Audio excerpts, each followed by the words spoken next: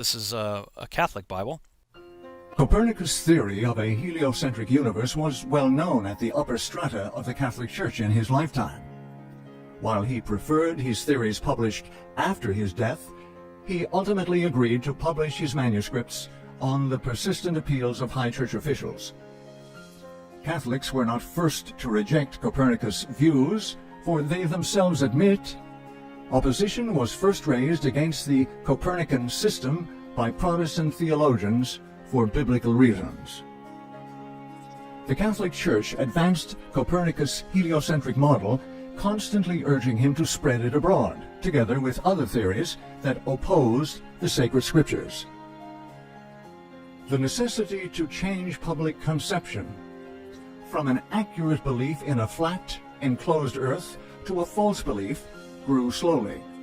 With sapient baby steps, the whole world would become amenable to the final delusion of an alien invasion under the first woe. The Catholic hierarchy had the perfect opportunity to lay groundwork for a global deception to culminate in this Earth's final generation. This deception required a globe Earth spinning throughout the vast reaches of space, space inhabited by aliens and other sentient life forms. These contrivances created doubt in the Bible, putting science ahead of Scripture, which advises mankind the earth is enclosed and unmoving. They also placed the Creator far away from His creation by presenting a universe unimaginably vast. To engineer this transformation in belief, the newly created Society of Jesus, commonly known as the Jesuits, became the agents of change. The Roman Catholic Church was waging war on the new Protestantism believers having come from their own system, while Copernicus was resisting appeals to publish his theory of a heliocentric solar system. Under the approval of Pope Paul III, the Jesuit order was established in 1540, and Copernicus dedicated his book, Revolutions of the Heavenly Bodies, to this very same Pope. This newly formed order, the perfect instrument to implement a clandestine operation for the Pope of Rome, began changing the public perception of the authority of the Scriptures, the Earth, and the Creator through the Copernican Revolution. Following Copernicus' publications, it is probable the Jesuit order has produced more astronomers than any other demographic in Europe.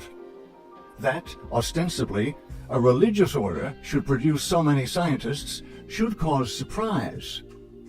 However, as these scientists have focused nearly exclusively in but one area, this gives us reason to question. Upon rejection of the sacred scriptures, which teach us Earth is a fixed, immovable object under a protective covering, a nefarious foundation was laid. Atop this were built perversions designed to force humanity to doubt the very word of our Father Yahuwah. With the biblical geocentric model rejected, a new explanation was required. A globe Earth, its orbit of the Sun for millions of miles every year, illimitable realms of space with billions of galaxies, each composed of billions of stars with worlds innumerable. All this became necessary to explain the new heliocentric model of the universe, and mankind, over a short time, lost his divine significance. Thereafter was created an environment within which the writings of Charles Darwin found a receptive audience. Once science showed the Bible wrong, the disparager then diverged from her religious guise altogether. Anything suddenly became possible. There was nothing above question, including how the Earth seemed to appear in the vastness of space with all else, and the existence of extraterrestrials. The Big Bang Theory is, today, the leading explanation about how the universe began.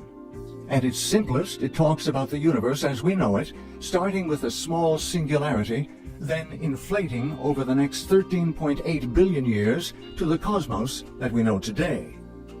Priest Andrew Pinsent holds advanced degrees in theology from the Pontifical Gregorian University in Rome, as well as a doctorate in particle physics from Oxford.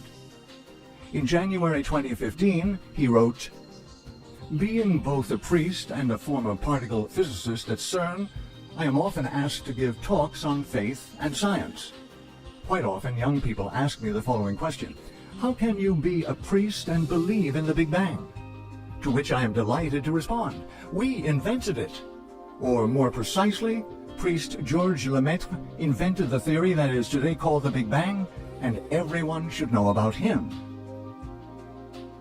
The author of the Big Bang theory was none other than the Jesuit-trained priest Georges Lemaitre.